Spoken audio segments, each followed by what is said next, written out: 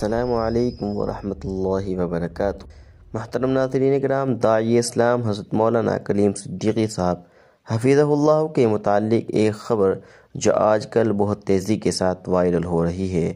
Viral خبر یہ ہے کہ حضرت مولانا صدیقی صاحب کی یہ ضمانت ہو چکی ہے اور ان کی رہائی ہو چکی ہے۔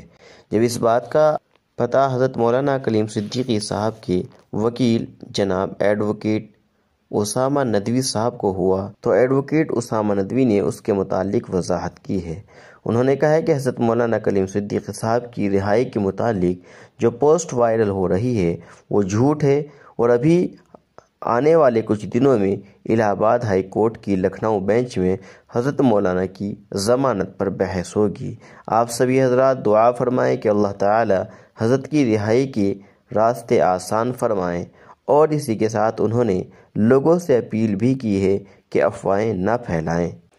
آپ کو بتا دیں کہ اسامہ ندوی حضرت مولانا کلیم صدیقی صاحب کے وکیل ہیں اور آپ کے پورے معاملے پر گہری نظر رکھے ہوئے ہیں۔ اللہ تعالیٰ سے دعا کریں کہ اللہ تبارک و تعالی حضرت کو جلد سے جلد رہائی نصیب فرمائے، آمین۔